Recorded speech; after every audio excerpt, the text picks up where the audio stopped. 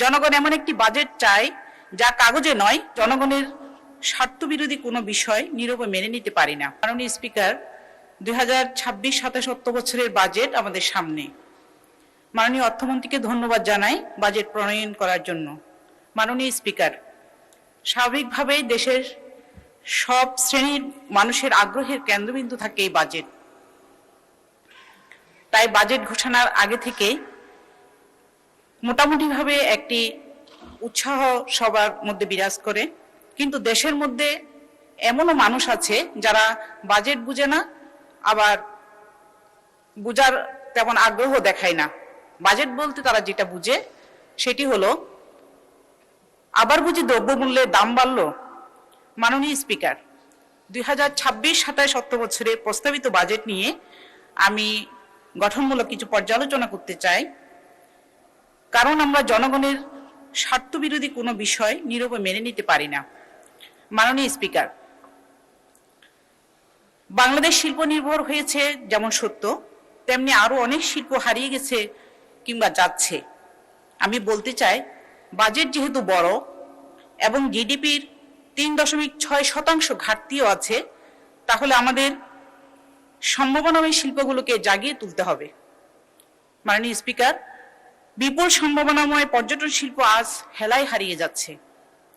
অব্যবস্থাপনা ও অনিরাপত্তার কারণে বিদেশি পর্যটকরা আকৃষ্ট হচ্ছে না। মাননীয় স্পিকার, এমনকি দেশীয় পর্যটক ও বিনিয়োগকারীরাও কোনো নিয়ম নীতির তোয়াক্কা না করায় প্রাকৃতিক পরিবেশ বিনষ্ট হচ্ছে। মাননীয় স্পিকার, বিশ্বের দীর্ঘতম সমুদ্র সৈকত, সুন্দরবন এবং অসংখ্য প্রাকৃতিক সম্পদ থাকার পরও আমাদের আন্তর্জাতিক পর্যটন আয় মাত্র কয়েকশো মিলিয়ন ডলারে সীমাবদ্ধ।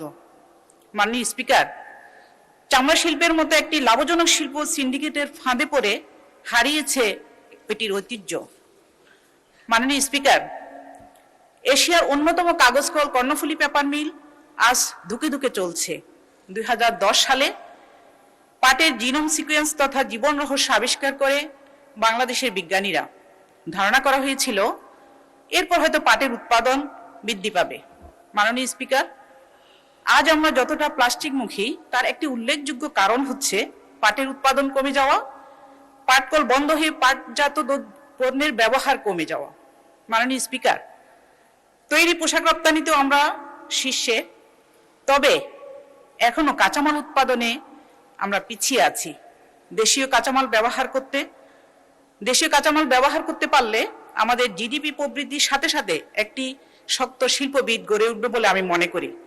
মাননীয় স্পিকার, আমরা যদি স্বনির্ভরতার পথগুলো বন্ধ করে শুধুমাত্র বৈদেশিক ঋণ আর কর আরোপ করে বাজেট ঘাটতি পূরণ করতে চাই, তাহলে অদূর ভবিষ্যতে বাজেটের কথা শুনলে দেশের মানুষের দম আটকে আসবে। তাই গঠনমূলক পর্যালোচনার মাধ্যমে স্বনির্ভর বাংলাদেশ করতে আমরা আপনাদের সহযোগিতা করব ইনশাআল্লাহ। মাননীয় স্পিকার, স্বাস্থ্য ও পরিবার কল্যাণে যে বাজেট প্রস্তাব করা হয়েছে তা পূর্ববর্তী বছরের তুলনায় অনেক বেশি হওয়ায় আমি আশাবাদী স্বাস্থ্য খাতে আমরা দৃশ্যমান ও উল্লেখযোগ্য কাজ দেখতে পাবো। মাননীয় স্পিকার, আমি চট্টগ্রামের সীতাকুণ্ড এবং মিরসরাই উপজেলা স্বাস্থ্যকেন্দ্র পরিদর্শন করে যে অবকাঠামোগত দুর্বলতা এবং লোকবল সংকটের কারণে সাধারণ মানুষের যে ভোগান্তি দেখেছি, আশা করি সেটা দ্রুত হ্রাস পাবে।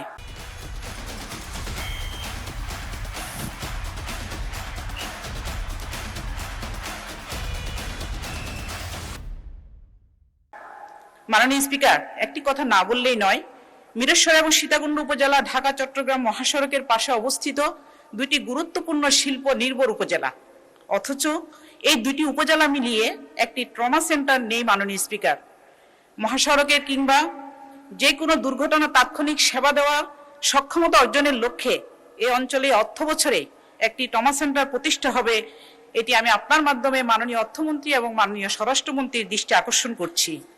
মাননীয় স্পিকার, এখনকার যুগকে বলা হয় এআই বা আর্টিফিশিয়াল ইন্টেলিজেন্সের যুগ। গত কয়েক বছরে প্রযুক্তির পরিবর্তন বা আধুনিকায়ন হয়েছে অত্যন্ত দ্রুততার সাথে, কিন্তু আমার মনে হয় না আমরা সেই গতির সাথে তাল রাখতে পারছি।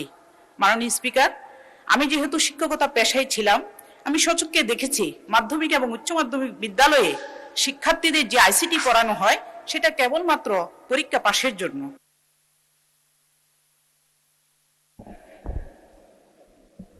দু মিনিট চাচ্ছেন, জি 2 মিনিট বাড়ানো হলো, ধন্যবাদ। মাননীয় স্পিকার, ধন্যবাদ আপনাকে।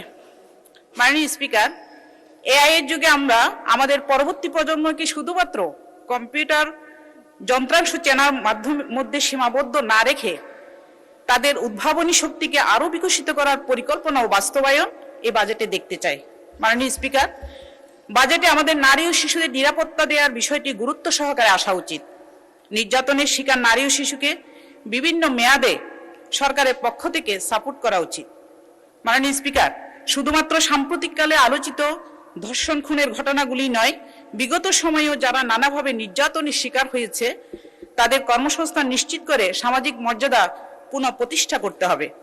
মাননীয় স্পিকার, বাজেটে বেসরকারি বিনিয়োগ বাড়ানো ও উদ্যোক্তাদের উৎসাহ দেওয়ার কথা থাকলেও বাস্তবে ব্যবসা বান্ধব পরিবেশ এখনো নিশ্চিত হয়নি।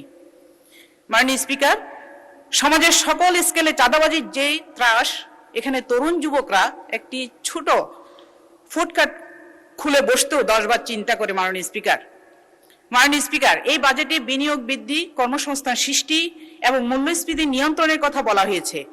এসব লক্ষ্য অবশ্যই প্রশংসনীয়, কিন্তু প্রশ্ন হলো এই লক্ষ্য অর্জনের জন্য বাস্তবসম্মত পরিকল্পনা কোথায়?